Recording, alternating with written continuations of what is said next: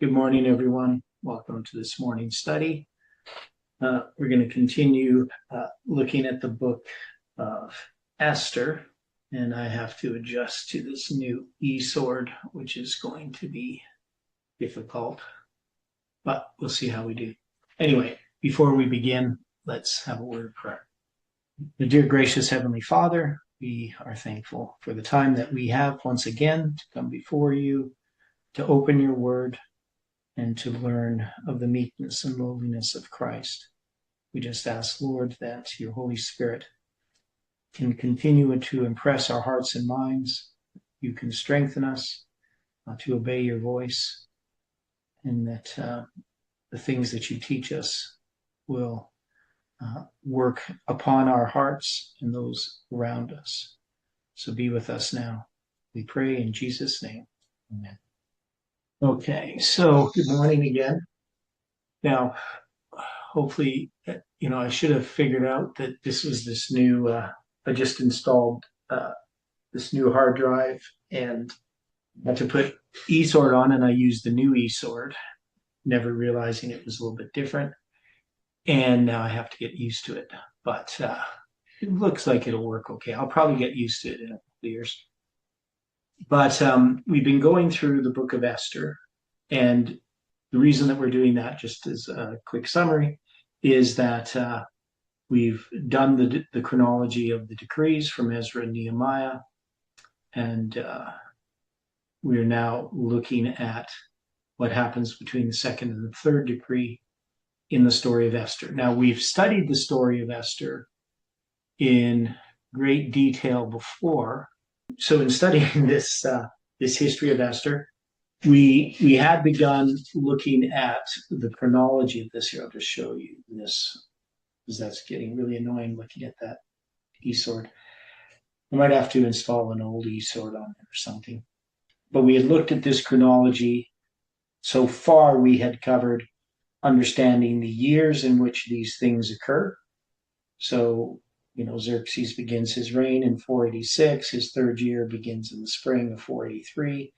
And so that feast in Esther chapter 1 goes from Nisan 1 to the Day of Atonement, Tishri 10, 187 days, inclusive count. And then there's this Persian campaign against Greece. And after that campaign, he comes back to Susa, to Shushan, and he's going to get a new queen. And so there's a year period in there in which Esther has to go through all these purifications. And then at the end of that period, in the 10th month, in the seventh year of Xerxes, Esther is crowned queen. And then there's going to be 1, 2, 3, basically 4 years and a little bit, 2 months, to when Haman begins casting lots. Right, so this 12th year that you see down here has been expanded on this line. And that's the year that we're looking at right now. So we have when the decree is given, we haven't looked at this part of this line yet. So we just have this stuff occurring in the 12th year. So any questions about this so far, what we've done with this history? This is a pretty useful chart. Do we have a way of knowing the number of months from the 7th to the 12th year? Oh, yeah. We could count the number of months, but where would you want to count it from? From when Esther is crowned in the 10th month in the 7th year? You want to know how many months occur until when? So the first month? All I'm looking at, and either of your questions would be valid, is to establish a numerical representation of how long it was from one event to Haman beginning to cast his lots. Okay, so if we're going to go from the 10th month in 479, right? So that's where we're going to be looking at there. So Okay. that's, well, technically it's going to be the transition from 479 to 478, right? So, so if we go 479, where am I here? I just got to figure out this out.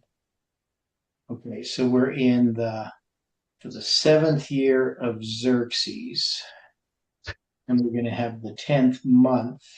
Yeah, so that's in 479. It's going to start like December 22nd. Okay. Now that year, there's going to be 13 months that year. And I'm going to be it this way. So what you're indicating is that it's possible that we could have two leap years in that time period from the seventh to the 12th year of Xerxes. Yeah. So it ends up being 52 months or 53 months. It depends how you're counting it. Okay. Yeah, so you end up with, because that year we'll have 13 months, but there's 13 months in the year 476, and there's 13 months in 479.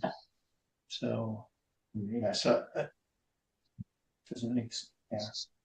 What did I do wrong? Let me see. So if we're counting, oh yeah, that's why, because we got the extra 2 months because we're counting. So that makes sense because we got 4 years plus there's 2 extra months as embolismic months.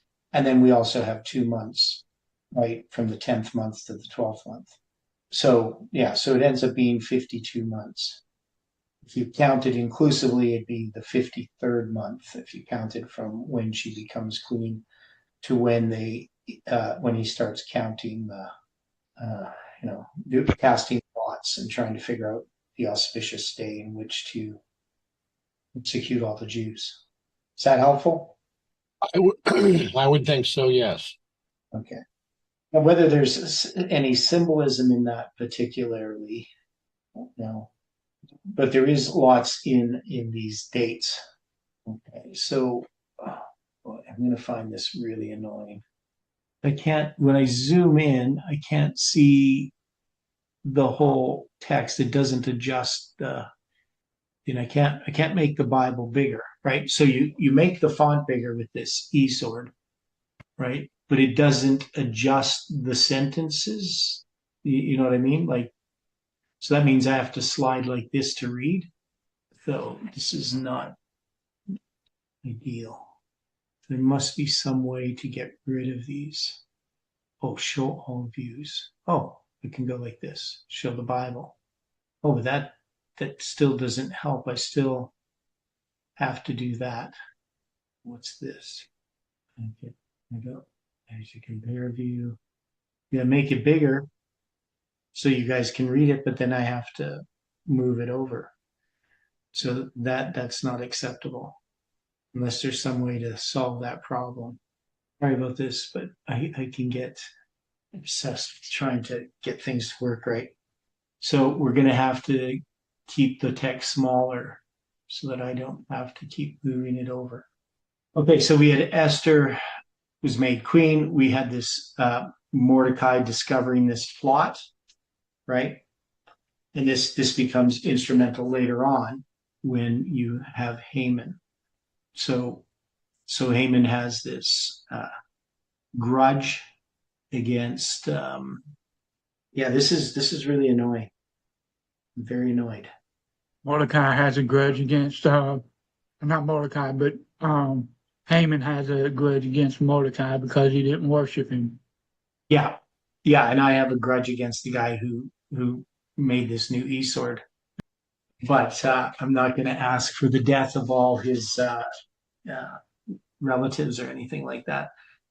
Yeah, so he gets annoyed because Mordecai is not bowing down to him, and so he's going to want to kill all of the Jews. So they cast these lots. So it says in verse 12 of Esther 3. Then the king's scribe called on the 13th day of the first month, and there was written according to all that Haman had commanded unto the king's lieutenants.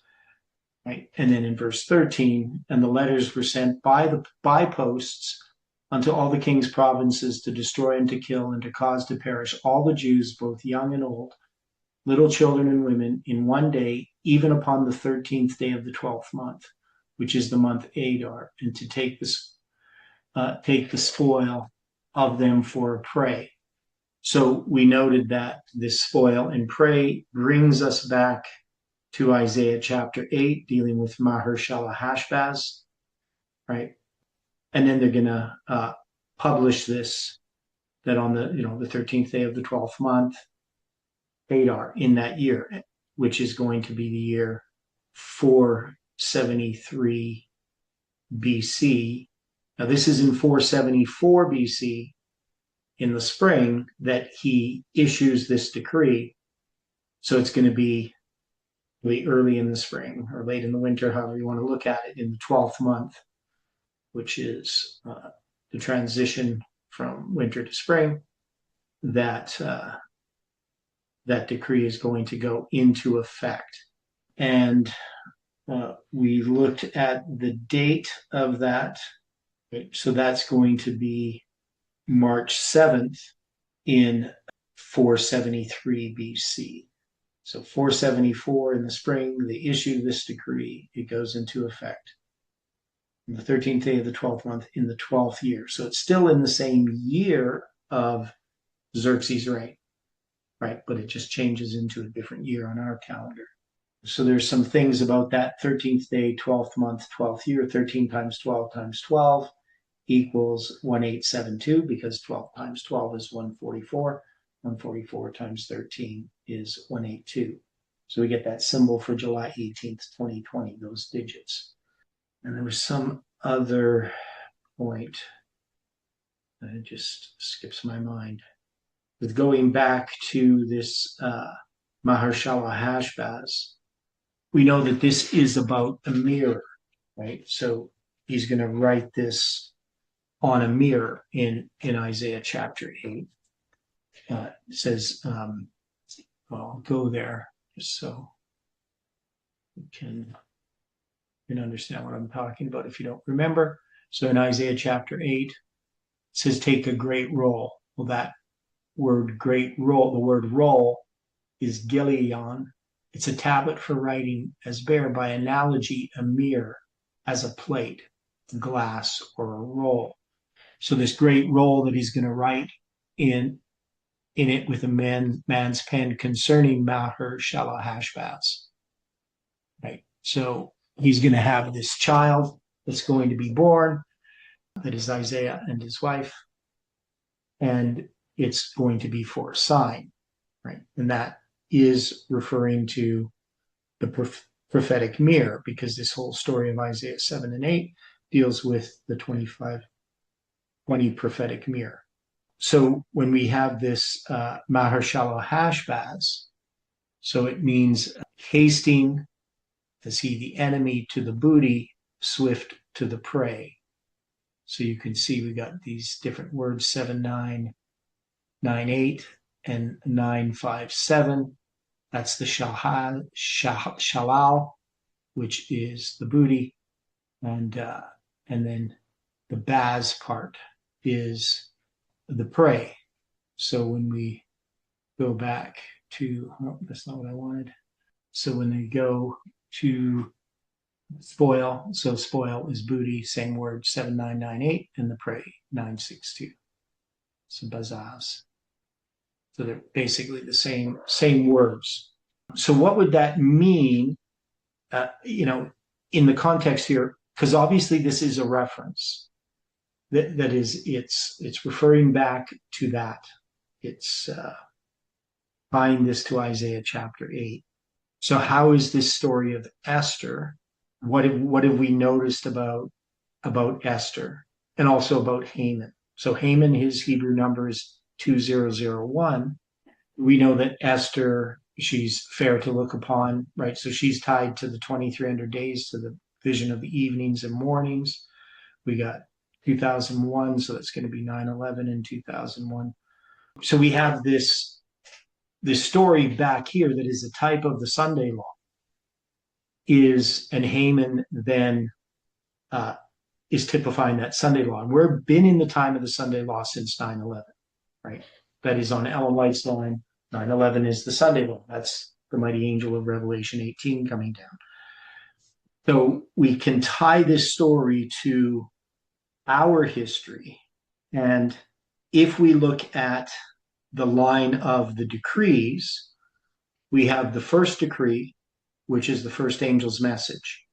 And that's going to parallel the first angel's message in Millerite history, which is repeated in our history from November 9th, 89 to 9/11, right? 9/11 being the empowerment of the first angel in our line. It's the arrival of the second angel in Ellen White's line as a repeat of history, strengthening the third angel. But in our history, 9/11 is the empowerment of the first angel's message.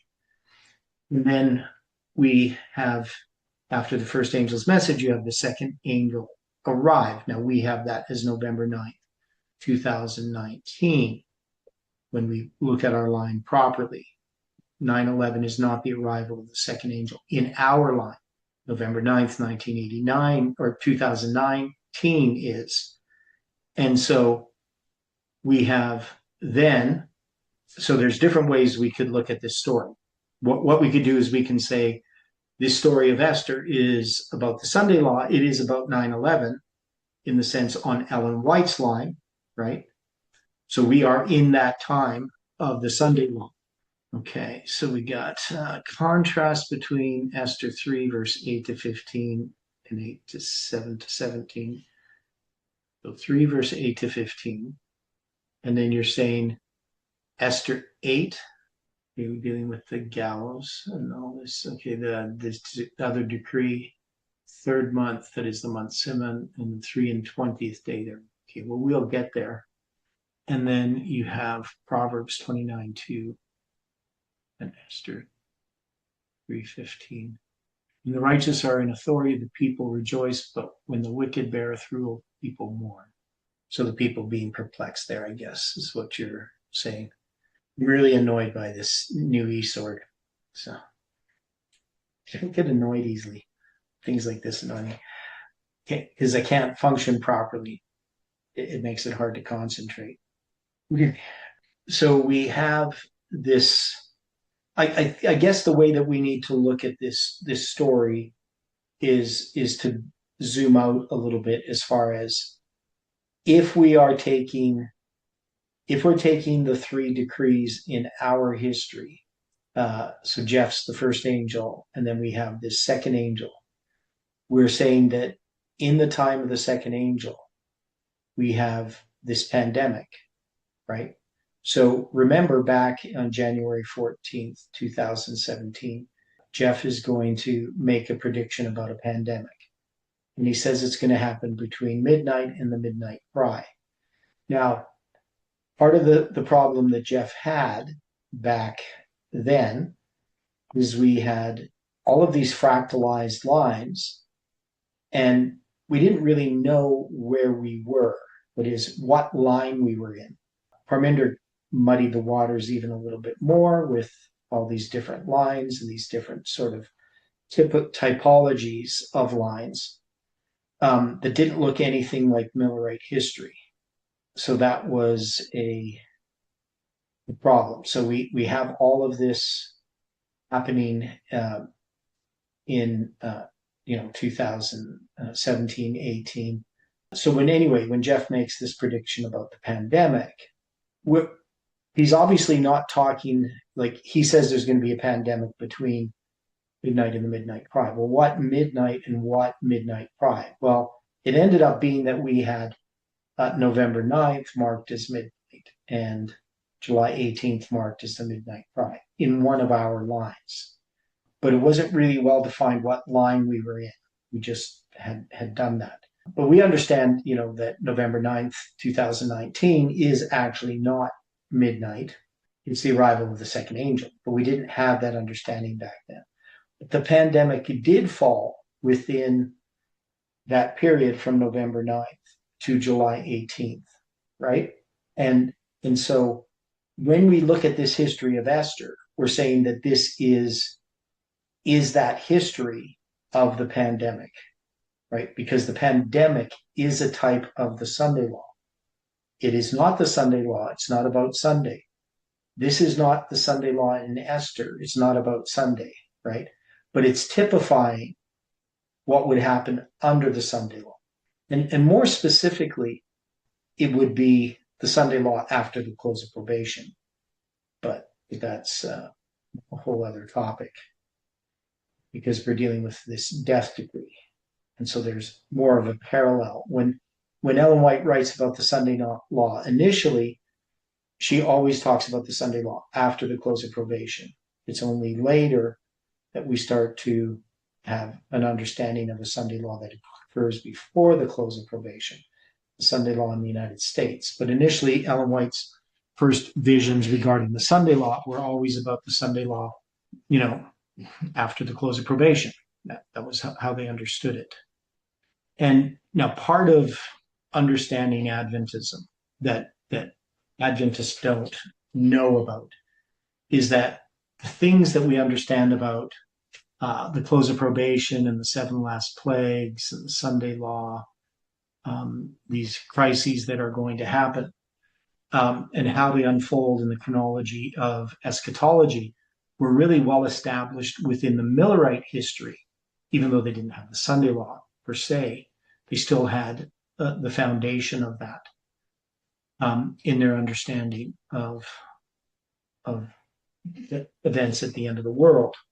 Now, we know that they set those aside as they got closer to the end of the prophetic periods, and particularly under the second angel's message with Samuel Snow's proclamation. They just totally set aside the fact that you need the 7 last plagues. There's no 7 last plagues. How do you get the second coming? Right? Which I find actually rather peculiar that happened, that the Millerites could do that they could set aside so much of their message. And then, of course, after the great disappointment with the visions that Ellen White receives, it still just establishes what was understood prior to the first and second disappointment. Mm-hmm. Okay? So what I'm trying to say here is that we can take this story of Esther and how the movement addressed what was happening in the world, and how we expected that a Sunday law was going to be imminent when many of the things that needed to occur had not yet occurred. And people were looking for just a crisis. If we have this crisis, Nashville's hit by a fireball or nuclear attack by Islam or something like that, then all of a sudden everything else that we understood that needed to happen, somehow that would just happen all really quickly. But of course, that's not really how it works. There's this progression of events that has to unfold line upon line, and that has to repeat Millerite history. So in this story, it's out of place. That is, the Sunday law here is not the Sunday law, even though it's typifying the Sunday law after the close of probation. There is it's typifying, basically the pandemic. It's typifying the typical Sunday law in our history rather than the Sunday law itself. That is, it is typifying the Sunday law because it's a typification of the Sunday law. But as we apply it in this line, it's a typification of what happens under Xerxes, which is Trump in his first term. I know that's really confusing and really badly explained. Does that make sense to people that this history is typifying the typification of the Sunday law in our history? So thus it's typifying the Sunday law. It happens under Xerxes. It was fulfilled, in a sense, under Trump, right? Now it still has a further fulfillment because it's typifying the Sunday law. But can we see that there needs to be a typification of the Sunday law between the second and the third angel's message, just as there is in our history, right? Between, before we get the close of probation, before we even get to midnight. This goes back to this prediction before midnight. So one of the things that was not well developed in the movement, it was introduced in 2017, this idea of this prediction before midnight. And that was, I believe, Blessings from Africa who developed it to a certain point, and then Tabo took that as if it was his and presented this. But it wasn't picked up by Parminder. It wasn't really picked up by Jeff. It was picked up by me because I understood the significance of it, because I was studying Samuel Snow's letters, and I could see that July 18th is the prediction before midnight. Now, when we look at July 18th, we parallel it to October 22nd, 1844. But remember, July 18th in Samuel Snow's history is a typification of October 22nd, 1844. It is July 18th, 187, the 18th of July, typifies October 22nd, because October 22nd in 1844, being the Day of Atonement, is always the 187th day of the year. So when we say we paralleled Millwright history, we really have primarily paralleled Samuel Snow's letters. That is, we are living in a typical history. July 18th didn't end up being the event that we expected. Now, so it typifies that disappointment that will happen in the future.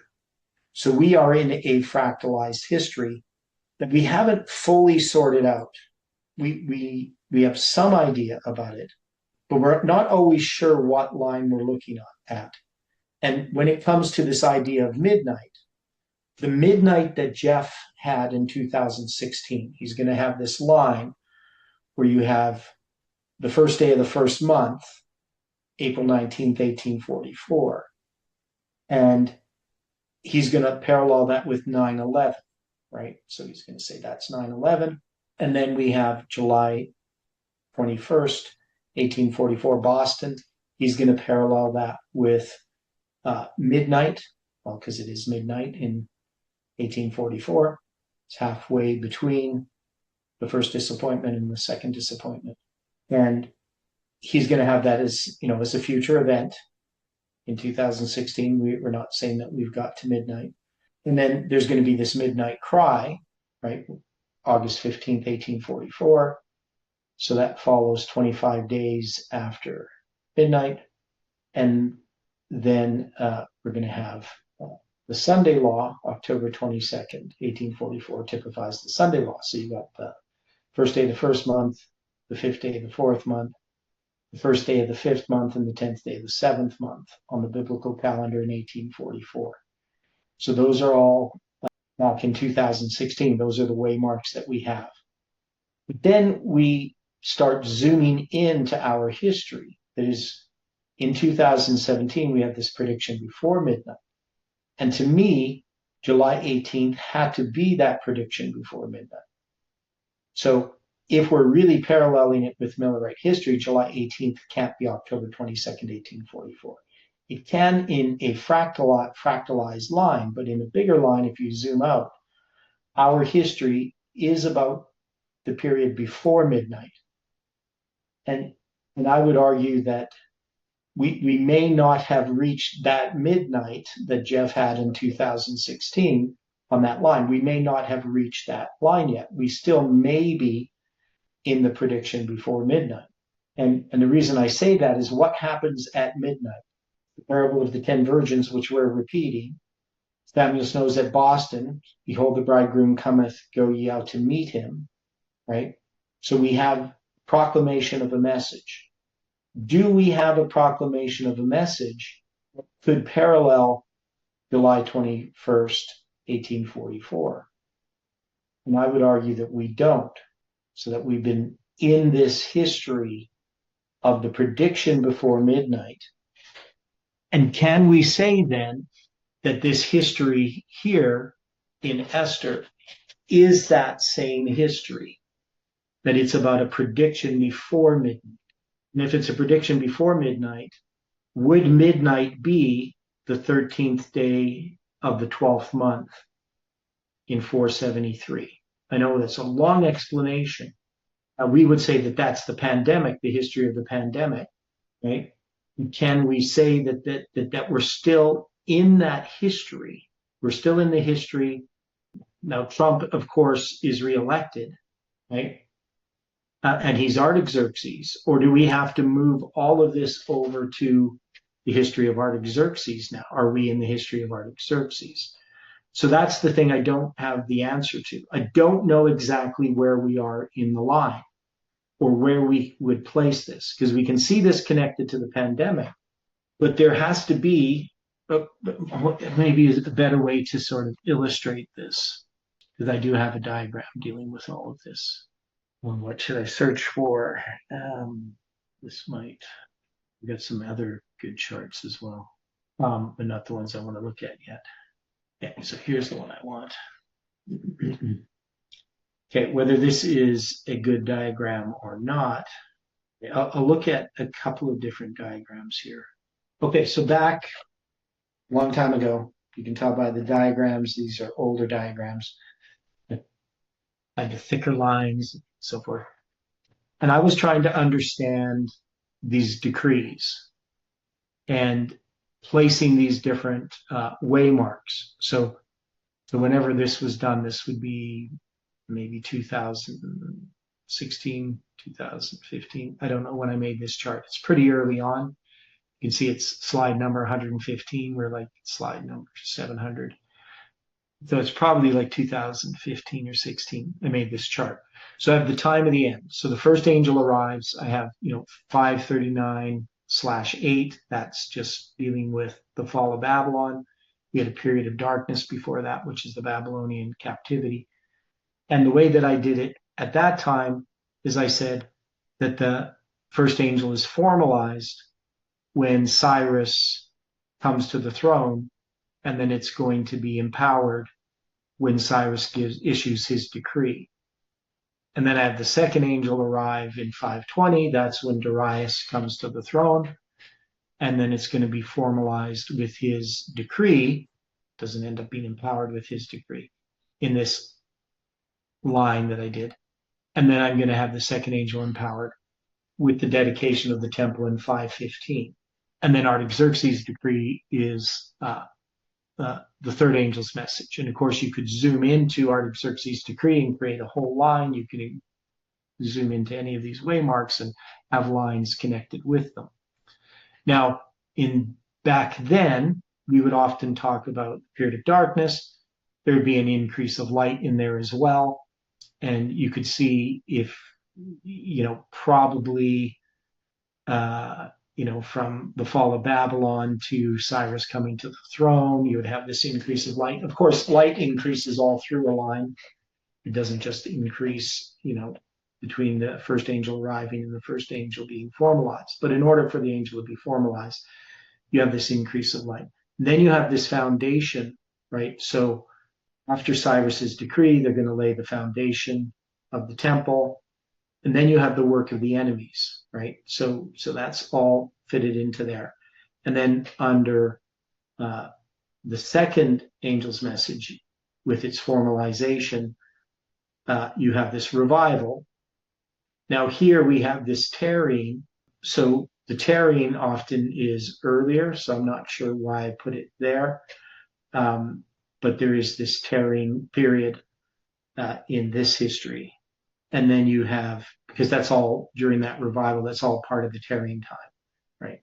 So it's not like the revival happens and then the tarrying happens. The tarrying actually is all through that second angel's message. And then you have the disappointment. And under Artaxerxes' the decree, the disappointment would be connected to the divorcement from the strange wives, right? And then you have the fourth angel, which is the second angel being repeated.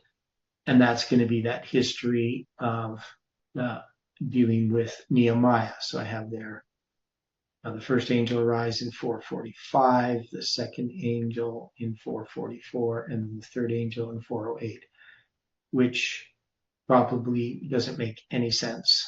But as far as the dates there. But the streets and the walls rebuilt in troublous times. So the dates I have there aren't very good. But that's what I was dealing with back in 2015, 16. Okay, then we have, just Millerite history. Underneath that, you have the darkness, the freedom from the captivity to spiritual Babylon, the foundation being laid, the work of the enemies. I don't have all of the detail in here. Okay, so that's just looking at these lines. This was my thought experiments, I guess, back then. Now here in this line, so this one I went back and edited later on. So I had that originally that line, and I took that line, I copied the slide, and then I did this line much later, because you can see this has the prediction before midnight. So this was either done in 2017 or 2018. So here I'm going to have the time of the end, 5:39. Again, I'm keeping the same things, Cyrus's decree being the empowerment of the first angel, the foundation being laid, the work of the enemies. And then the tarrying I mark here from 5:20, when the second angel arrives, to the formalization, which is Darius's decree in 5:16, and then, of course, it's empowered. In this history, instead of having the temple completed as being the empowerment, I'm going to place the empowerment as 5:15, dealing with, now this doesn't make sense, Esther 1, Esther 2. I'm not really sure what I'm doing there, why I have those dates. So I think what I just didn't put the years in there. So if I'm going to put this here, Esther 1, this would be 483, right? And then this one would be the book of Esther, dealing with 474/3. Okay, so that's what should have happened there. I just didn't end up putting those dates in there. Okay, so in this one, whether this is correct or not, I'm going to have the second angel being empowered in this story of Esther, right? And midnight being this story dealing with Vashti, whether that makes sense or not. But that's how I tried to address it later on. Right? So I took this line and I had the prediction before midnight as this second angel being formalized. So in connection with that Darius's decree, whether that makes sense or not. Right? And then, of course, here the Sunday law ends up being when the third angel arrives, 457. But you can see how, in trying to think this through and trying to understand this history of how we take the story of Esther and place it within these decrees and paralleling that with Millerite history, you can see that, and what I haven't done here is I haven't said how this relates specifically to our history. So I have this prediction before midnight, second angel being formalized, second angel arriving. But back then, we didn't have November 9th, 2019 yet as the second angel arriving. So it's just trying to understand which line we're on. Okay, Angela wrote something there. Millerites setting aside much of their message, referring back to talking about Millerites setting aside a lot of that. So Jeff and his followers doing the same now. Also, if I recall correctly, Ellen G. White said the Sunday law would be the great test for God's people, so it should precede the close of probation. Yeah, so the national Sunday law precedes the close of probation, right? But we know there's the death decree Sunday law after the close of probation. So initially, when Ellen White talked about a Sunday law, if you look in her earlier writings, and she's talking about a Sunday law, it's always after the close of probation. It's not going to be until like 1884, something like that, maybe a little bit earlier, that she talks about a Sunday law prior to the close of probation in the United States. Okay. And there's also other things that she says are great tests for the people of God, right? So we know that there's all these tests along the way that occur. But you can see that this progression of events that we are presently in in taking the story of Esther and trying to apply it in a line, there are different ways that we could apply it. Now, let's just think about Esther 1, for instance. So you got this in the third year of Xerxes, that he's this story with preceding the campaign against Greece, right? So he's raising funds and support for this campaign against Greece. So he wants to expand the Persian Empire across the Mediterranean there over into Greece. And Greece is a powerful nation, probably even the idea that, Greece might be a threat, Persia. So he's going to be raising these funds, and then on the 187th day of the feast, the second feast, the seventh day of the feast, he's going to remove Vashti, right? Now he, is drunken, right? All these guys are drunk, and suggesting something quite inappropriate. Vashti rightfully refuses to go before the men, and but she ends up getting her queenship removed, so she's not going to be the queen anymore.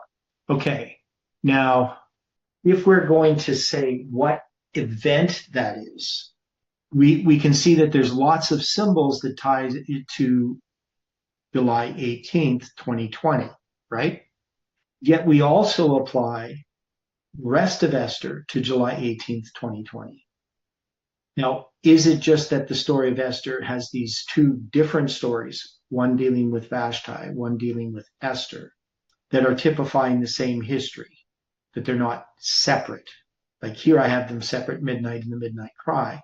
But we know Midnight and the Midnight Cry is really one waymark, right? Initially, we understood there was just midnight. At midnight, they give the midnight cry.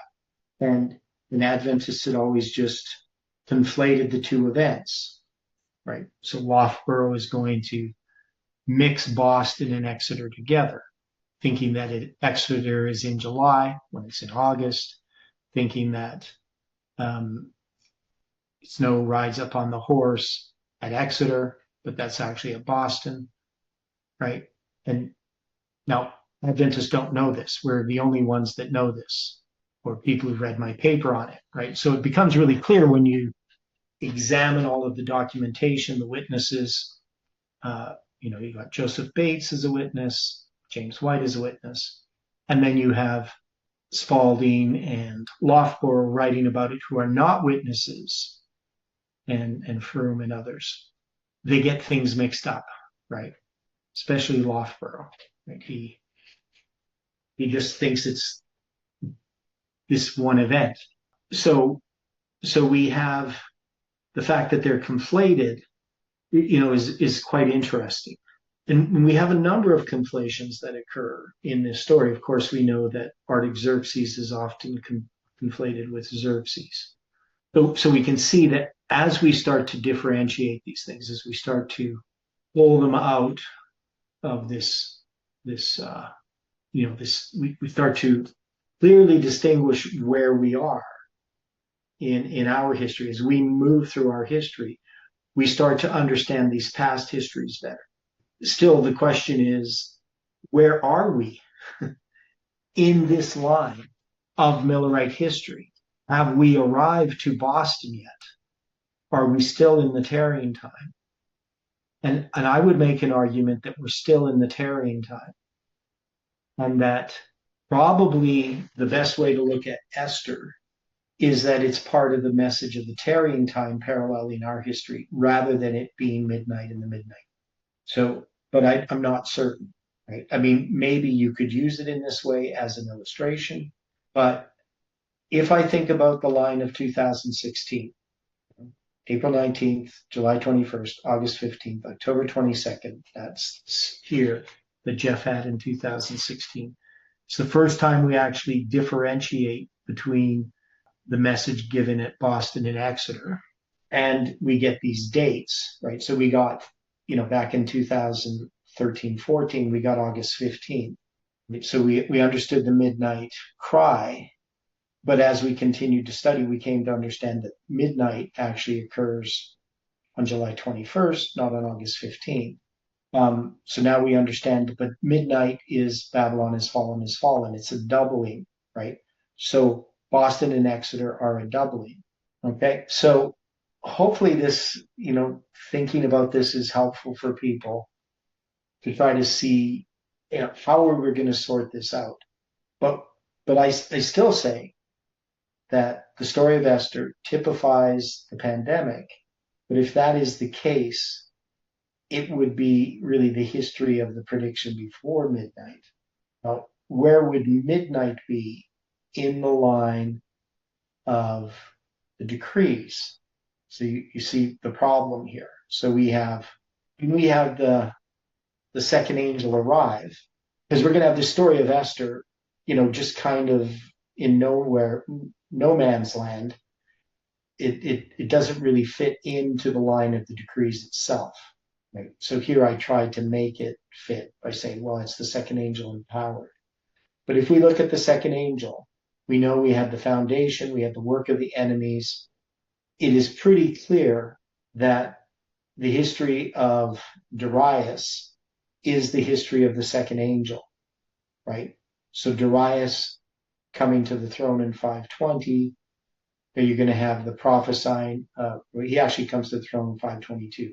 So it's going to be the prophesying of Haggai and Zechariah that is the arrival of the second angel. Now we could argue, well, maybe when Darius comes to the throne in 522, that's the arrival, and then Haggai and Zechariah is a formalization of a message. That doesn't really fit to me because, well, you could say that. You could say just the empowerment is the decree itself. So that would work. But you can see there are different ways in which we could understand that history. And the tarrying time is the tarrying before they actually have this message empowered. Then you have the temple completed, right? So you wouldn't have that. And in here, it's not a way mark either. Normally, I would have had, Haggai and Zechariah prophesied, that's the arrival of the second angel. It's formalized with Darius' decree, and then it's going to be empowered when the temple is completed. But then, you have the completion of the temple, and you have the Passover. And then we have this story of Esther, right? The book of Esther, Vashti and Esther. And we have to say, well, what is that in Millerite history? Now, in Millerite history, of course, we look at midnight and the midnight cry, August 15th, but there are events that follow August 15th that are under the midnight cry, right? So you have the publication of the midnight cry, the true midnight cry, on August 22nd, so a week after the giving of the midnight cry on August 15th, 1844. A week after that, the true midnight cry is published. Okay. And then we're going to have, the close of probation on, October 13th, right? So that's Rosh Hashanah. So some people have the close of probation there. So there are events that happen. Now, another way that we could look at this is we could look at this as this whole history of Esther is a zoom into some waymark. But the question is, what waymark would it be a zoom into? That is, we could just take the story of Esther as a line itself, and instead of trying to, separate these, like as midnight and the midnight cry, is there some other way that we could do this? What would that be? People following what I'm talking about here? This one's dealing with, this one looks really confusing. That's just another thing I started working on that I never finished. I got like the wedding at Canaan. I started working on trying to put the line of Christ in there. This is just your typical line, how would they look like? So, yeah, well, we'll go back to the text. Again, I find it annoying looking at this new e-sword, so I'm definitely going to put the old e-sword on. Just one little note about this last verse, Esther 3:15. The post went out being hastened by the king's commandment, and the decree was given in Shushan the palace. And the king and Haman sat down to drink, but the city Shushan was perplexed. And I just want to note that word sat down. So we got the king and Haman sat down. And sat down is 3427. So what do we understand 3427 to be? Yeshab. It's a common word. So if we had 2734, we would see 27 AD to 34 AD. That's the week of Christ, right? The 70th week. But if we have 3427, we see that that's the week of Christ in the mirror, right? That's the 2520 prophetic mirror, right? Paralleling the week of Christ, right? So it goes back to the 70th week study, the week of Christ study. So I think, so they sat down to drink. So anything that we can take from that, what would we say that's happening here? So the post went out, being hastened by the king's commandment, and the decree was given in Shushan the palace. And the king and Haman sat down to drink. So what are they doing? Well, they're celebrating the slaying of Jews. Okay, but they're drinking. Yeah, drinking, and it reminds me of the golden calf, and the people rose up to play. Yeah, okay. And we apply this somewhere. So who's the king? Well, this is Xerxes. Now the king is Xerxes, right? Okay. And we say that Trump is typified by Xerxes. But Haman is 2001. So is the king just dealing with somehow presidents of the United States? He's just like king of Persia. You understand what I'm asking? Well, in a way, it reminds me of Trump trying to get rid of all the foreigners who are coming up from the south and building a wall. The MAGA movement in general. I'm not sure how. I was going to say he's drinking some kind of doctrine or some kind of law or something. Okay, some kind of, yeah, so it would be doctrine, right? Right, it'd be some kind of doctrine or some kind. So Trump's assassination attempt was July 13th, 2024. Yep. Okay, so if you count from 9/11, 8,354 days, that's the word drink, it brings you to July 13th, 2024 on the Julian calendar. So July 26th on the Gregorian. And it's also the 19th day of the fourth month on the biblical calendar. I don't know if that's significant or not, but so the king Haman so I'm just counting from 9/11 being Haman 2001. He's going to sit down and drink. So it brings us to Trump's assassination attempt, the attempt of the assassination of Trump. We also hear the post went out and being hastened by the king's commandment, that is the debar, and the decree, right? So we note that there's these different words, dot being decree, royal edict or statute, but that is a foreign word, right? Where commandment is just your regular Hebrew word. So this is probably a Persian word or something like that. And just looking at the word hastened. Okay, so there's something there that we obviously need to figure out, I guess.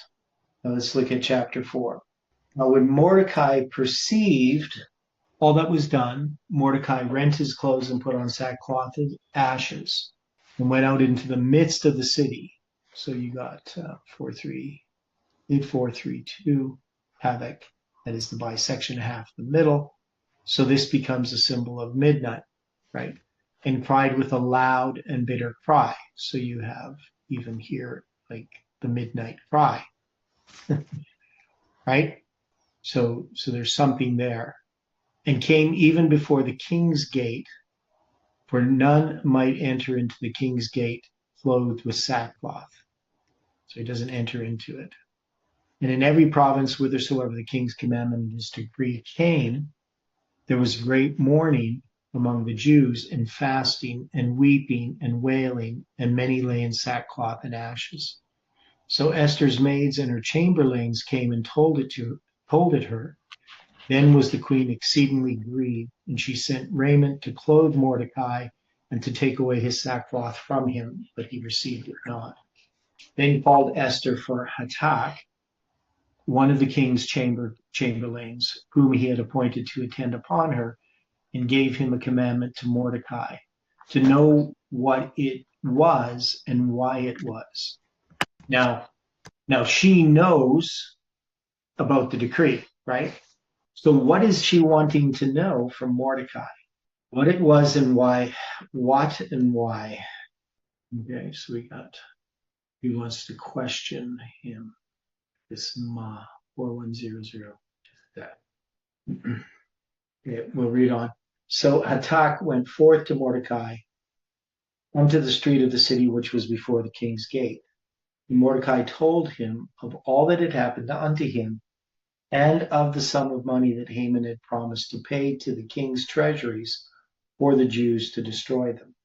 And he gave him a copy of the writing of the decree that was given at Shushan to destroy them, to show it unto Esther, and to declare it unto her, and to charge her that she should go in unto the king to make supplication unto him, and to make request before him for her people. So what Esther doesn't really understand is all of the details, but also what Mordecai wants of her, right? So that's what she is trying to understand, why he rejects this raiment to clothe himself and take away the sackcloth. So she wants to know that, and also what it is he's asking of her. So when Hatak came and told Esther the words of Mordecai, and again Esther spake unto Hatak, and gave him commandment unto Mordecai. All the king's servants and the people of the king's provinces do know that whosoever, whether man or woman, shall come unto the king into the inner court, who is not called, there's one law of his to put him to death, except such to whom the king shall hold out the golden scepter, that he may live. And I have not been called to come in unto the king these 30 days. Now, of course, there's 30 days. We understand the symbol of 30, right? Dealing with 3 and 30. So there's a month. So she hasn't been called to come into the king for 30 days now. And the danger, of course, is that she could be put to death. Right? And they told Mordecai Esther's words. Then Mordecai commanded to answer Esther, think not with thyself that thou shalt escape in the king's house more than all the Jews. For if thou altogether holdest thy peace at this time, then shall their enlargement and deliverance arise to the Jews from another place. But thou and thy father's house shall be destroyed. And who knoweth whether thou art come to the kingdom for such a time as this? Then Esther bade them return Mordecai this answer. Go gather together all the Jews that are present in Shushan, and fast ye for me, neither eat nor drink 3 days, night and day. I also and my maidens will fast likewise, and so I will go in unto the king, which is not according to the law. And if I perish, I perish. So Mordecai went his way and did according to all that Esther had commanded him. Okay, so a number of details here. We know that this period of 3 days, this is one of the arguments I use for 3 days and 3 nights, 3 days, night and day. Obviously, it's not 72 hours, as we find when we go into the next chapter, because it's going to be the 3rd day that she's going to come. So they don't fast for 72 hours. And so we're saying the decree is given, it's going to be that day that all of this happens. Like, this isn't over a long period of time. And then you have this 3-day fast. And she says, now then there's going to be, we have to deal with Mordecai being honored and Haman being hanged, how that fits in. And then there's 66 days to Esther's decree. And of course, the word perish is the Hebrew number 6. So if I perish, I perish. So that's 6:6.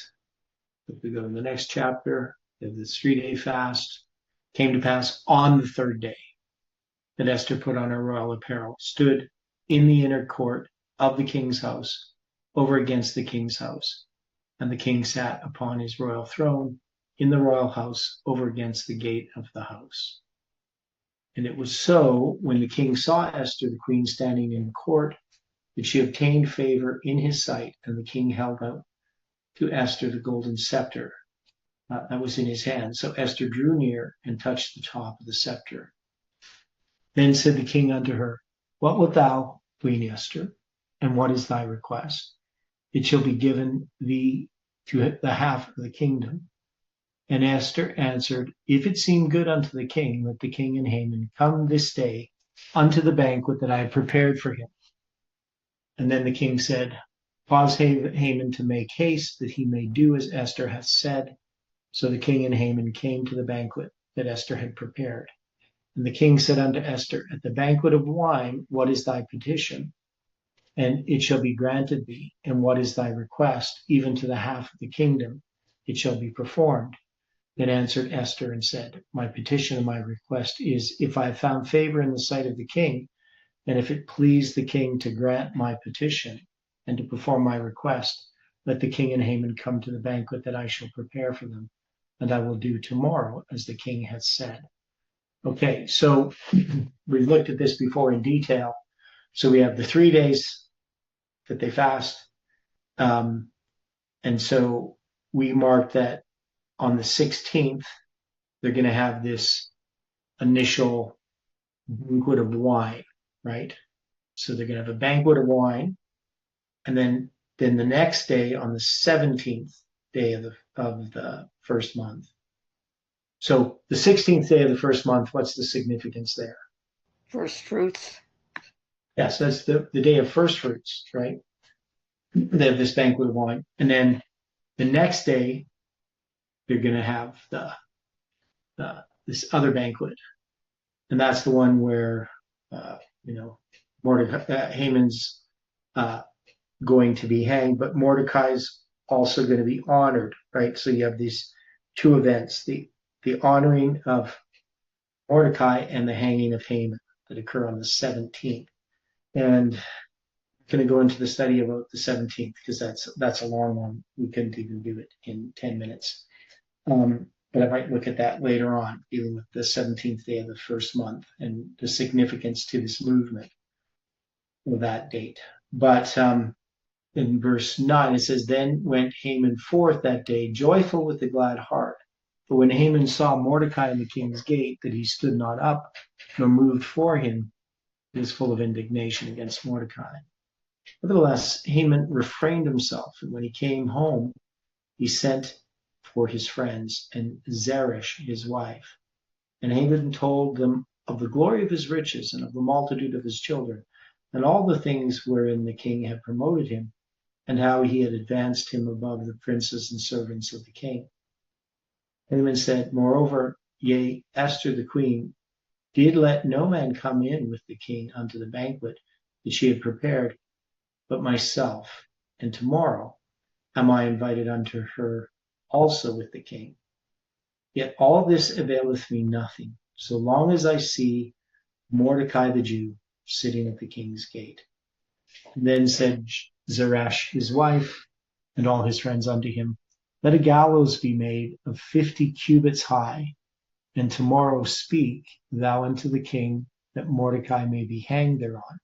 Then go thou in merrily with the king unto the banquet. And the thing pleased Haman, and he caused the gallows to be made. The 50 cubits is pretty high. I don't know how you make something that high. So it's like, how high is 50 cubits? So it'd be like 75 feet altogether. 75 feet is pretty high. I mean, I'm not sure why they needed 50 cubits. So that night, the night of the 16th, beginning the 17th, the king couldn't sleep. And he commanded to bring the book of records of the chronicles that were read before the king. And it was found written that Mordecai had told Bigthana and Teresh, two of the king's chamberlains, the keepers of the door, who sought to lay hand on the king of Ahasuerus. And the king said, What honor and dignity hath been done to Mordecai for this? Then said the king's servants that ministered unto him, There's nothing done for him. And the king said, Who is in the court? Now Haman was come into the outward court of the king's house to speak unto the king, to hang Mordecai on the gallows that he had prepared for him. And the king's servants said unto him, Behold, Haman standeth in the court. And the king said, Let him come in. So Haman came in, and the king said unto him, What shall be done unto the man whom the king delighteth to honor? Now Haman thought in his heart, To whom would the king delight to do honor more than to myself? And Haman answered the king, For whom the king delighteth to honor, let the royal apparel be brought, which the king useth to wear, and the horse that the king rideth upon, and the crown royal which is set upon his head. And let this apparel and horse be delivered to the hand of the one of the king's most noble princes, that they may array the man withal, whom the king delighteth to honor, and bring him on horseback through the street of the city, and proclaim before him, Thus shall it be done to the man whom the king delighteth to honor. And the king said to Haman, Make haste, and take the apparel and the horse, as thou hast said, and do even so to Mordecai the Jew, that sitteth at the king's gate. Let nothing fall of all that thou hast spoken. Then took Haman the apparel and the horse, and arrayed Mordecai, and brought him on horseback through the street of the city, and proclaimed before him, Thus shall it be done unto the man whom the king delighteth to honor. And Mordecai came again to the king's gate. But Haman hasted to his house mourning, and having his head covered. And Haman told Zeresh his wife and all his friends everything that had befallen him. Then said his wise men and Zeresh his wife unto him, If Mordecai be of the seed of the Jews, before whom thou hast begun to fall, thou shalt not prevail against him, but shall surely fall before him. And while they were yet talking with him, came the king's chamberlains, and hasted to bring Haman unto the banquet that Esther had prepared. Now, so they're taking this as an omen against Mordecai, the fact that this has happened, which shows that they have some insight. Because just at the time he's planning to plot, he's planning this he's plotting to kill Mordecai and all of the Jews, he's going to have to, march Mordecai, or, lead Mordecai through the streets, on, being honored as if he's on a king, right? Being brought on horseback through the streets, dressed in the king's apparel, wearing the crown, something that he would have wanted for himself. So Zeresh and all his friends, they're like, okay, it's not a good sign. Doesn't look good for you. Okay. Now, that's going to then be on the 17th, right? So it's going to be the same day as the feast, which is, and I'll look at the 17th here and what I think it means. So the king and Haman came to banquet with Esther the queen. And the king said again unto Esther, on the second day at the banquet of wine, what is thy petition, Queen Esther? And it shall be granted thee. And what is thy request? It shall be performed, even unto the half of the kingdom. Then Esther the queen answered and said, If I have found favor in thy sight, O king, and if it please the king, let my life be given at my petition, and my people at my request. For we are sold, I and my people, to be destroyed, to be slain, and to perish. But if we had been sold for bondmen and bondwomen, I had held my tongue, although the enemy could not countervail the king's damage. Then the king Ahasuerus answered and said unto Esther the queen, Who is he, and where is he that durst presume in his heart to do so? And Esther said, The adversary and enemy is this wicked Haman. Then Haman was afraid before the king and the queen. And the king, arising from the banquet of wine, in his wrath went into the palace garden. And Haman stood up to make request for his life to Esther the queen, for he saw that there was evil determined against him by the king.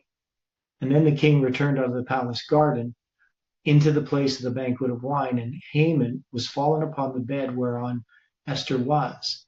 Then said the king, will he force the queen also before me in the house? As the word went out of the king's mouth, they covered Haman's face. And Harbona, one of the chamberlains, said before the king, behold also the gallows, 50 cubits high, which Haman had made for Mordecai, who had spoken good for the king, standeth in the house of Haman. Then the king said, hang him thereon. So they hanged Haman on the gallows that he had prepared for Mordecai. Then was the king's wrath pacified. Okay, so an interesting story, but a lot of details that we're going to have to address, dealing with these dates. But any final thoughts before we close with prayer? So Hatak means truth, and asks. Daniel 6:24 comes to mind.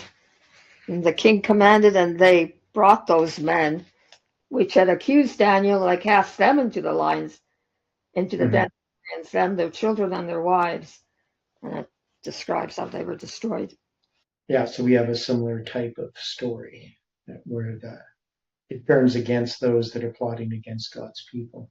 It comes upon their own head. Okay, thanks for that. So let's close with prayer. Dear gracious Heavenly Father, we are thankful once again for this study. We know that there's still much for us to learn from it. And we just ask that we can contemplate these things today, that you can bring them to our remembrance, and that you can continue to reveal light to us. May your angels watch over each person, help us in our particular needs and struggles of the day. And we pray that you can bring us together again to study these things according to thy will. And we pray this in Jesus' name. Amen.